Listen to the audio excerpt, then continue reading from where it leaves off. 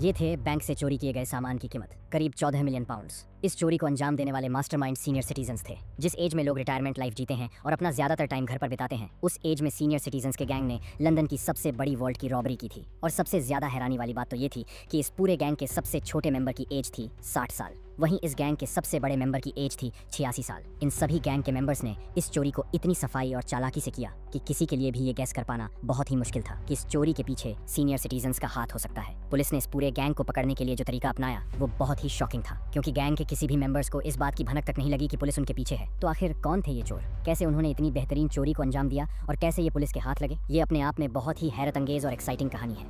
इस कहानी की शुरुआत होती है 2 अप्रैल 2015। ये वो दिन था जिस दिन लंदन में ईस्टर हॉलिडे शुरू होने की वजह से सभी बैंक्स 5 दिनों के लिए बंद कर दिए जाते हैं और 5 दिन पूरे होते हैं। 2015 की सुबह जब ये डिपॉजिट वॉल्ट खोला जाता है, तब वहाँ का सीन देखकर वॉल्ट मैनेजर से लेकर वहाँ के एम्प्लॉइज के पैरों तले जमीन सरक जाती है। ये चोरी हुई थी लंदन के हटॉन गार्डन एरिया में, जिसे सदियों से लंदन के डायमंड डिस्ट्रिक्ट के नाम से जाना जाता है। और यही वो वजह थी कि इस एरिया में हर जगह ज्वेलरी शॉप्स थी, जहाँ पूरे लंदन की सबसे बेहतरीन ज्वेलरीज मिलती थी, क्योंकि सभी शॉप्स के ओनर्स के पास बहुत ही महंगी और वैल्यूएबल ज्वेलरीज होती थी। इसीलिए वो अपना सारा कीमती सामान हटॉन गार्डन सेफ डिपॉजिट कंपनी के वॉल्ट में रखते थे। ये सेफ्टी डिपॉजिट कंपनी भी हटॉन गार्डन एरिया में ही आती थी, ताकि वहाँ के लोग अपना सारा कीमती सामान इन वॉल्ट में सेफली रख पाए। और वहाँ के बिजनेसमैन से लेकर वहाँ के रहने वाले भी इन्हीं सेफ्टी डिपॉजिट बॉक्सेस का यूज करते थे अपने कैश, ज्वेलरीज और इंपॉर्टेंट डॉक्यूमेंट रखने के लिए। हटॉन गार्डन कंपनी ने अपने वॉल्ट 1914 में ही बना लिए थे, जिसकी सिक्योरिटी फीचर्स इतने ज्यादा स्ट्रॉन्ग थे कि इस वॉल्ट को तोड़कर अंदर घुसना लगभग इम्पॉसिबल था। हटॉन गार्डन कंपनी अपने क्लाइंट से ये दावा करती थी कि उनके वॉल्ट को तोड़ना नामुमकिन है, मगर सीनियर सिटीजन्स के गैंग ने इस कंपनी के सारे दावों को झूठा प्रूफ कर दिया और उस चोरी को अंजाम दिया जिसके बारे में ना तो कभी हटॉन गार्डन के बिजनेसमैन ने सोचा था और ना ही हटॉन गार्डन कंपनी ने। इस गैंग में 6 लोग शामिल थे, जिसमें सबसे पहले मेंबर का नाम था ब्रायन लीडर, जो इस पूरे प्लान का मास्टरमाइंड था। ब्रायन पहले भी एक बड़ी चोरी को अंजाम दे चुका था और उसका क्रिमिनल रिकॉर्ड था। दूसरे मेंबर का नाम था टैरी पर्किंस। ये इस चोरी में शुरू से लेकर अंत तक शामिल था। टैरी पर्किंस 1983 में सिक्योरिटी एक्सपेंसेस की कैश वैन को लूट चुका था, जिसे लंदन की हिस्ट्री की सबसे बड़ी कैश लूट भी कहा जाता है। तीसरे गैंग मेंबर का नाम था जॉन कॉलिंस। प्रोफेशनल चोर हुआ करता था। जॉन ही वो गैंग मेंबर था जो चोरी के दौरान बाहर खड़ा होकर नजर रखता था और चोरी के बाद वैन को चलाता था। चौथे गैंग मेंबर का नाम था डैनियल जोन्स। ये एक एक्सपीरियंस्ड क्रिमिनल था जिसने पहले भी कई चोरियों को अंजाम दिया था। गैंग के 5वें मेंबर का नाम था क्लारवुड, जिसके नाम कई क्रिमिनल रिकॉर्ड्स थे। और आखिरी मेंबर का नाम था बसील। इसको इलेक्ट्रॉनिक में अच्छी खासी मास्टरी थी। इस चोरी में इसका काम था अलार्म सिस्टम को डिसेबल करना। इन 6 मेंबर्स के अलावा 2 और मेंबर्स भी थे, जिनका ना तो कभी नाम सामने आया और जो ना तो कभी चोरी में डायरेक्टली इन्वॉल्व थे। इन 2 मेंबर्स ने चोरी के बाद बस इस गैंग की थोड़ी बहुत हेल्प की थी। इन सभी गैंग के मेंबर्स में एक बात बहुत कॉमन थी कि इन सभी के नाम कई क्रिमिनल रिकॉर्ड्स थे और सभी एक वक्त में बड़ी बड़ी चोरियों को अंजाम दे चुके थे, जिससे ये पता चलता है कि ये सभी गैंग मेंबर्स चोरियां करने में माहिर थे। इन सभी गैंग मेंबर्स ने चोरी की प्लानिंग में 3 साल लगा दिए, जिसमें सबसे पहले ब्रायन ने टीम के हर मेंबर को अलग अलग काम बांट दिया, जैसे चोरी के दौरान बाहर कौन नजर रखेगा, चोरी करने के लिए वॉल्ट के अंदर कौन जाएगा और चोरी के बाद वैन कौन चलाएगा। सभी जरूरी प्रिपरेशन करने के बाद ब्रायन की टीम अब पूरी तरीके से रेडी थी इस चोरी को अंजाम देने के लिए। और अब जो आखिरी काम बचा था वो था इस चोरी की डेट को फाइनल करना। ब्रायन अपनी टीम से कहता है कि वो इस चोरी को तब अंजाम देंगे जब पूरे लंदन में ईस्टर की छुट्टियां शुरू हो जाएंगी। ईस्टर की छुट्टियों के दौरान पूरे यूके में सभी बैंक 5 दिनों के लिए बंद हो जाता है और यही वो वजह थी कि ब्रायन ने ईस्टर की छुट्टियों को चुना था, ताकि वो अपनी चोरियों को बिना किसी प्रॉब्लम के अंजाम दे सके, क्योंकि 5 दिन बैंक में कोई ना तो आने वाला था और ना ही बाहर जाने वाला था। 2 अप्रैल शाम 7 बजे हटॉन गार्डन कंपनी के स्टाफ वॉल्ट और ऑफिस को बाहर से लॉक करके अपने घरों के लिए निकल जाते हैं और 1 घंटे 20 मिनट के बाद यानी 8:20 पर ब्रायन की गैंग व्हाइट वैन में हटॉन गार्डन पहुंचती है। वैन को पास की रोड के साइड पर पार्क करने के बाद उसमें से 2 गैंग मेंबर्स बाहर निकलते हैं। उन दोनों ने मेंटेनेंस वर्कर्स की यूनिफॉर्म पहन रखी थी और वो दोनों टहलते हुए हटॉन गार्डन कंपनी की बिल्डिंग के सामने से गुजरते हैं। वो ये देखना चाहते थे कि बिल्डिंग के आसपास कोई आदमी या पुलिस वाला तो नहीं है। 9:20 पर गैंग का मेंबर बसीन हटॉन गार्डन बिल्डिंग की तरफ से आगे बढ़ता है। इसने अपने फेस को एक काले रंग के पॉलीथीन बैग से छुपाया हुआ था, ताकि सीसीटीवी कैमरा में उसका फेस सामने न आए। बसील ने मास्टर की के जरिए पहले भी कई जगह चोरियों को अंजाम दिया था, इसीलिए यहाँ भी वो बिल्डिंग एग्जिट डोर को अपनी मास्टर की से खोलता है और वो सभी उस बिल्डिंग के अंदर दाखिल हो जाते हैं। बस कुछ ही देर के बाद जॉन उस व्हाइट वैन को एग्जिट डोर के बाहर लाकर खड़ा कर देता है, जिसमें से वो लोग अपने सभी औजार और कचरा भरने वाली ट्रॉली को बाहर निकालकर बिल्डिंग के अंदर ले जाते हैं। सारा सामान अंदर ले जाने के बाद जॉन उस वैन को दूसरी जगह ले जाकर पार्क कर देता है और हटॉन कंपनी बिल्डिंग के सामने वाली बिल्डिंग में जाकर वहाँ से बिल्डिंग और रोड पर नजर रखने लगता है। इस बिल्डिंग से जॉन आने जाने वाली हर गाड़ी और हर आदमी को साफ तौर पर देख पा रहा था और क्योंकि वो लोग वॉकी टॉकी से एक दूसरे के कांटेक्ट में थे, इसीलिए जॉन किसी भी पुलिस की गाड़ी की वहाँ से निकलने की खबर उन्हें दे देता। एग्जिट डोर के अंदर जाने के बाद गैंग के 2 मेंबर्स सीधा बेसमेंट में चले जाते हैं और वहाँ अपने औजार के साथ उस एयर लॉक डोर के बाहर खड़े हो जाते हैं, जिसके पीछे से वॉल्ट तक जाने का रास्ता था। उधर गैंग के बाकी 2 मेंबर बिल्डिंग के ग्राउंड फ्लोर पर आते हैं और लिफ्ट के बाहरी दरवाजे को अपने एक औजार की मदद से जबरदस्ती खोल देते हैं और इसी रास्ते से नीचे उस मेटल शटर तक पहुंच जाते हैं जो वॉल्ट के बिल्कुल पास था। इस मेटल शटर को थोड़ा सा ऊपर उठाकर वो दोनों रेंगते हुए उस बेसमेंट एरिया तक पहुंच जाते हैं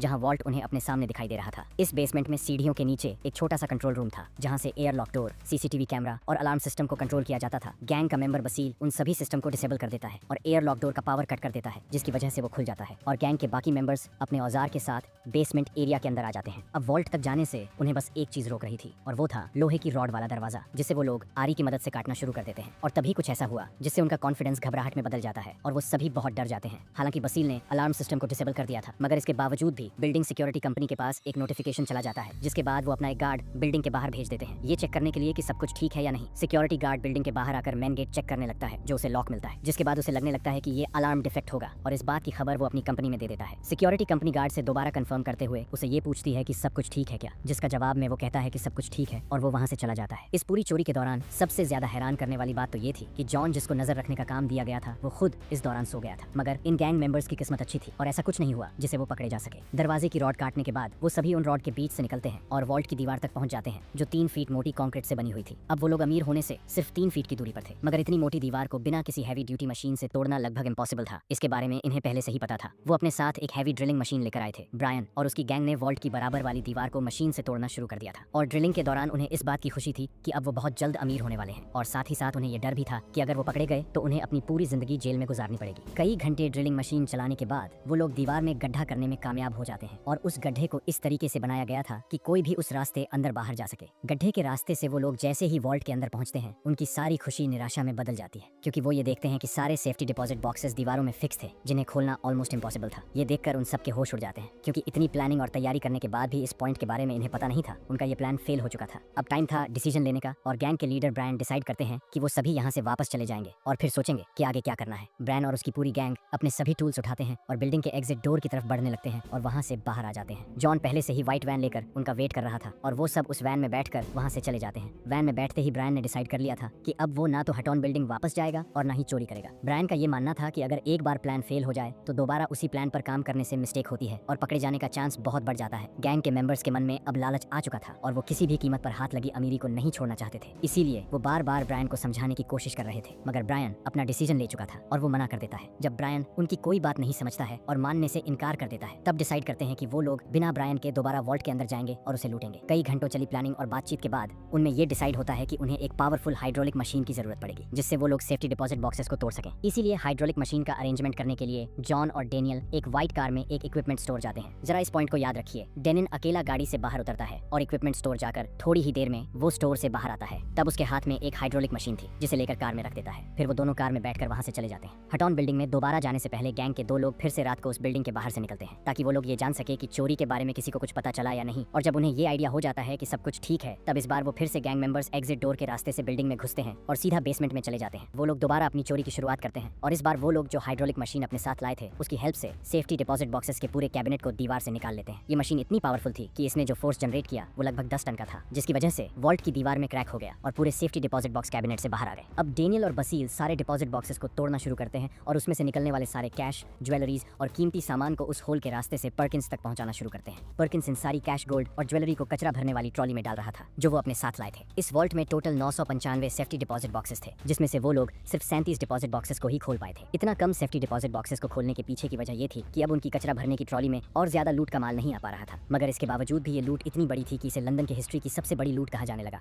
लूट को करने के बाद गैंग के सभी मेंबर्स दोबारा उसी एग्जिट गेट से बाहर निकलते हैं, जहां जॉन कोलिन वैन के साथ उनका पहले से वेट कर रहा था। पर्किंस ने उस कचरा भरने की ट्रॉली को वैन में लोड किया, जो पूरी तरीके से कैश, गोल्ड और ज्वेलरी से भरी हुई थी, और फिर वो सभी वहां से निकल जाते हैं। इस चोरी के 4 दिन के बाद, यानी 7 अप्रैल 2015 को ईस्टर वीकेंड की छुट्टियां खत्म हो चुकी थी और मंगलवार की सुबह सिक्योरिटी कंपनी का स्टाफ काम पर लौटता है। और जैसे ही ऑफिस खोलने के बाद वो लोग बेसमेंट में वॉल्ट तक जाते हैं और वहां जाते ही उन्हें दिखता है कि सेफ्टी डिपॉजिट बॉक्सेस जमीन पर इधर उधर बिखरे हुए हैं और उसमें से सारे कीमती सामान गायब हैं। ये देखते ही वो लोग फौरन इस बात की खबर पुलिस को दे देते हैं, जिसके बाद पुलिस सुबह 9 बजे हटॉन सिक्योरिटी कंपनी के ऑफिस पहुंच जाती है और अपनी इन्वेस्टिगेशन शुरू कर देती है। पुलिस जैसे ही वॉल्ट के अंदर जाती है, वहां उनकी नजर जमीन पर बिखरे डिपॉजिट बॉक्सेस पर पड़ती है, जिनमें से सारा कीमती सामान गायब था और साथ ही साथ पुलिस को वहां टूल्स और हाइड्रोलिक मशीन भी मिलती है, जिसका यूज चोरों ने किया था। इस चोरी की वजह से आसपास के शॉप ऑनर्स और बिजनेसमैन को एक बहुत बड़ा झटका लगता है, क्योंकि उनका काफी सारा कैश इन डिपॉजिट बॉक्सेस में था जो चोरी हो गया था। वो इस बात पर यकीन नहीं कर पा रहे थे कि इतनी हाई सिक्योरिटी और स्ट्रॉन्ग वॉल्ट में चोरी हुई है, और वो भी तब जब इस वॉल्ट का अलार्म सिस्टम सिक्योरिटी कंपनी से कनेक्टेड है। इस चोरी ने सिक्योरिटी कंपनी के साथ साथ अलार्म सिक्योरिटी कंपनी पर भी कई सवाल खड़े कर दिए, और साथ ही साथ ये भी कहा जाने लगा कि जब अलार्म सिक्योरिटी कंपनी को नोटिफिकेशन मिला था तो उन्होंने इस बात की खबर पुलिस को क्यों नहीं दी। थी और उनकी इसी चतुराई की वजह से ये वॉल्ट लुट गया। पुलिस अपनी इन्वेस्टिगेशन को आगे बढ़ाते हुए वॉल्ट को क्लोजली चेक करने लगती है ताकि उनके हाथों कोई फिंगरप्रिंट या डीएनए सैंपल लग सके जिससे वो चोर तक पहुंच सके। चोरी करने से पहले जब वो चोर इस चोरी की प्लानिंग कर रहे थे तब इस गैंग ने फॉरेंसिक फॉर डमीज नाम की पूरी बुक को स्टडी किया था ताकि वो ये जान सके कि क्राइम सीन पर कौन से प्रूफ मिल सकते हैं और उन्हें कैसे इन्वेस्टिगेशन किया जाता है। इस बुक से मिली इन्फॉर्मेशन की वजह से इस पूरी गैंग ने क्राइम सीन से सारे सबूत मिटा दिए थे और यही वो वजह थी कि पुलिस को क्राइम सीन पर ब्लीच बोतल मिली थी जिनका यूज फिंगरप्रिंट्स को मिटाने के लिए किया गया था। फिंगरप्रिंट्स मिटाने के साथ ही साथ इन चोरों ने सीसीटीवी कैमरा की हार्ड ड्राइव भी निकाल ली थी जिसकी वजह से पुलिस के हाथ उनका कोई भी फोटो नहीं लग पाया और न ही कोई वीडियो, जिसकी वजह से पुलिस अभी तक खाली हाथ थे और उन्हें ये समझ नहीं आ रहा था कि इन चोरों को कैसे पकड़े। इन्वेस्टिगेशन के दौरान पुलिस को ये आइडिया तो आ गया था कि इस गैंग के पीछे वो लोग हैं जो बहुत ही प्रोफेशनल चोर हैं जिन्हें फॉरेंसिक और दूसरी बारीकियों की काफी अच्छी तरीके से नॉलेज है और उनका काम बहुत ही मुश्किल होने वाला है। पुलिस के ऊपर अब इन चोरों को पकड़ने का प्रेशर बढ़ता ही जा रहा था और उन्हें किसी भी कीमत पर इस पूरे गैंग को पकड़ना था इससे पहले कि सभी चोर इस माल को बेच दें और तभी पुलिस के हाथ वो पहली कड़ी लगती है जिससे इस पूरी रॉबरी केस को सॉल्व किया जा सकता था। हालांकि इस गैंग ने अपनी प्लानिंग तो बेहतरीन की थी मगर एक बहुत ही जरूरी पॉइंट उनसे मिस हो गया था और वो था सीसीटीवी कैमरा जो पूरे लंदन की रोड पर जगह जगह लगे हुए थे। इसका साफ मतलब था कि लंदन की रोड पर आने जाने वाले हर आदमी इन सीसीटीवी कैमरा में रिकॉर्ड हो जाते थे और इन कैमरा का एक्सेस पुलिस के पास ही था। पुलिस अब इन सीसीटीवी कैमरा की फुटेज को चेक करना शुरू करती है और कुछ ही दिनों चली इन्वेस्टिगेशन के बाद उनके हाथ चोरी की रात का वो फुटेज लग जाता है जिसे देखकर उनकी आंखों में एक चमक आ जाती है। पुलिस को इस फुटेज में वो व्हाइट वैन दिखाई देती है जिसे जॉन कोलिंस चला रहा था जिसमें से दो गैंग मेंबर मेंटेनेंस वर्कर का यूनिफॉर्म पहनकर बाहर निकलते हैं और ये वो मिस्टेक थी जिसने इस पूरी इन्वेस्टिगेशन का डायरेक्शन चेंज कर दिया। पुलिस अब सीसीटीवी फुटेज की हेल्प से कोलिन की कार के नंबर प्लेट तक पहुंचती है और इस नंबर प्लेट की हेल्प से कार को ट्रेस करके एक रेजिडेंट एरिया तक पहुंचती है जहां उन्हें कार खड़ी दिखाई देती है। पुलिस अब इस कार पर नजर रखना शुरू कर देते हैं ताकि उन्हें ये पता चल सके कि इस कार का ऑनर कौन है और इसी दौरान वो देखते हैं कि एक बूढ़ा आदमी इस कार को चलाता है जिसका नाम था जॉन कोलिंस। ये पहली सक्सेस थी जो पुलिस के हाथों लग चुकी थी और पुलिस इस गैंग के पहले मेंबर तक पहुंच चुकी थी। जॉन कोलिंस की आइडेंटिटी हाथ लगने के बाद पुलिस डिसाइड करते हैं कि उसे अरेस्ट नहीं करेंगे बल्कि उस पर 24 घंटे नजर रखेंगे ताकि उसके थ्रू गैंग के दूसरे मेंबर्स तक पहुंच सके। एक रोज दो पुलिस ऑफिसर कोलिन का पीछा करते हुए नॉर्थ लंदन के एक पब पहुंचते हैं जहां वो देखते हैं कि जॉन टैरी और डैनियल से मिल रहा है। पुलिस को लगने लगता है कि हो ना हो जॉन कोलिन जिन लोगों से मिल रहा है ये पक्का उसी गैंग के मेंबर हैं और पुलिस चेक के बेस पर 4 लोगों की एक सस्पेक्ट लिस्ट बनाती है। अब पुलिस जॉन के साथ साथ इन चारों पर भी नजर रखना शुरू कर देती है और साथ ही साथ इन सभी के फोन्स को भी सर्वेलेंस पर डाल देते हैं। पुलिस अब उनके पुराने फोन रिकॉर्ड्स को भी चेक करना शुरू कर देती है और इस चेक करने में पुलिस के हाथ उस दोपहर की एक कॉल रिकॉर्डिंग लग जाती है जिस दोपहर जॉन और डैनियल हाइड्रोलिक मशीन खरीदने स्टोर गए थे। कॉल रिकॉर्डिंग में जॉन की आवाज थी जिसमें वो स्टोर में कॉल करके हाइड्रोलिक मशीन के बारे में पूछता है और जब पुलिस कॉल रिकॉर्डिंग के टाइम के आसपास उस स्टोर के बाहर का सीसीटीवी कैमरा चेक करती है तब उन्हें जॉन कोलिंस की वो व्हाइट वैन भी दिख जाती है जिसमें उसके साथ डैनियल भी बैठा हुआ था। पुलिस अब उस स्टोर पहुंचकर वहां के सीसीटीवी फुटेज भी चेक करना शुरू कर देती है। डैनियल स्टोर के अंदर घुसता है और वहां से एक हाइड्रोलिक मशीन खरीदता है। इस दौरान डैनियल एक बहुत बड़ी मिस्टेक कर बैठता है और वो ये थी कि स्टोर पर अपना नाम एड्रेस असली बता देता है। अब इस चोरी को हुए पूरे 1 महीने बीत चुके थे और पुलिस अब भी इन चोरों पर नजर रखे हुए थी। इसी दौरान 1 मई 2015 की शाम जॉन, टैरी और ब्रायन एक पब में ड्रिंक पीने के लिए मिलते हैं मगर वो इस बात से बिल्कुल बेखबर थे कि एक अंडरकवर पुलिस ऑफिसर उनका पीछा कर रहा है और एक हिडन कैमरा से उनकी फोटोज ले रहा है। ये फोटो इतनी सफाई से ली गई थी कि इसमें सभी के फेस बिल्कुल साफ नजर आ रहे थे। हालांकि ब्रायन ने खुद को इस चोरी से तो अलग कर लिया था मगर फिर भी वो जॉन कॉलिंस और ट्रिक्सन से अपना हिस्सा मांगता है क्योंकि ये आइडिया और प्लान उसी का था और इसीलिए उसने मीटिंग भी बुलाई थी। इस मीटिंग के दौरान चोरी के सामान में अपना अपना हिस्सा लेने का डिसीजन बना लेकिन अंडरकवर पुलिस ऑफिसर इसे सुन लेता है और जैसे ही उसे ये यकीन हो जाता है कि इसी गैंग ने चोरी को अंजाम दिया है वो अंडरकवर पुलिस ऑफिसर ये सारी बातचीत अपने पास रखे छोटे से टेप रिकॉर्डर में रिकॉर्ड कर लेता है और अब पुलिस के हाथ इस केस से जुड़ा सबसे इंपॉर्टेंट सबूत लग चुका था जिसकी हेल्प से इन चोर को अरेस्ट कर सकते थे। अब पुलिस डिसाइड करती है कि बिना टाइम वेस्ट किए